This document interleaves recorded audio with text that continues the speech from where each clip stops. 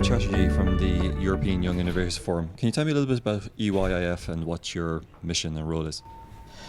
Thanks, John. The European Young Innovators Forum is the only pan-European bottom-up movement of young innovators and potential innovators.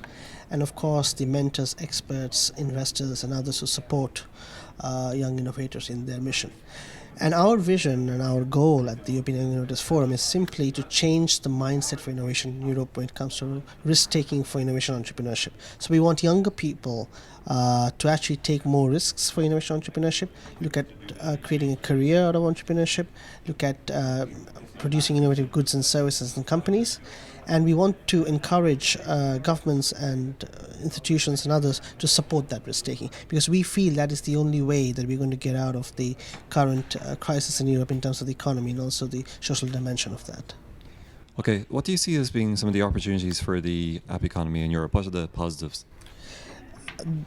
The app economy has, of course, transformed many parts of the world, but particularly in Europe, there is a huge opportunity, because there are a lot of young people who are actually quite educated about the app economy and what some of the things that are necessary to be used to create successful apps and to be in the economy, so to speak.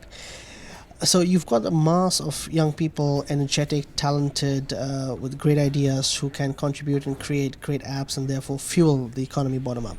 That's the first opportunity. The second opportunity is, of course, that Europe, by definition, being one of the more wealthy continents on the planet, does have the market potential, let's say, for a app economy to take off. And that is key, because a lot of the platforms that the app economy depends on are not affordable for everybody. So you need to have the market potential for that. The third opportunity, of course, is that there is now an awareness across Europe in the governments and societies that the app is not just a playground for young people. This is serious business. And this has the potential to transform societies and economies in Europe. What do you see as being some of the challenges for Europe? Yeah, I wish I could have stopped and said that the fourth opportunity was that we're all putting it together, but we aren't putting it together. The first key challenge is we talked about the fact that young people have education and they're aware of what is going on, but they don't have the exact right skills. And that's primarily coding skills, but also business skills in the app economy. And that is something that is a huge challenge, because as I was mentioning in my speech, you have a lot of apps, but very few of them are actually used, and much fewer actually generate a profitable business for the app developers. So you need to skill up people to do that. That's the first challenge. The second challenge is the one about a unified cross-border regulatory framework.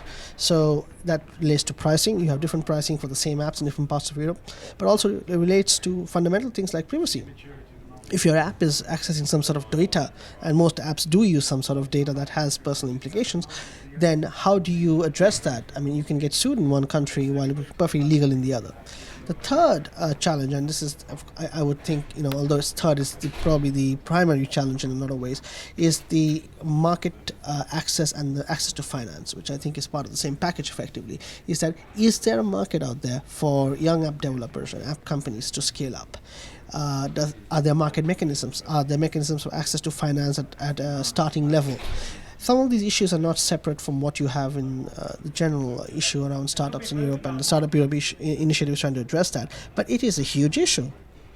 And it is probably the one that will come up number one in a lot of surveys.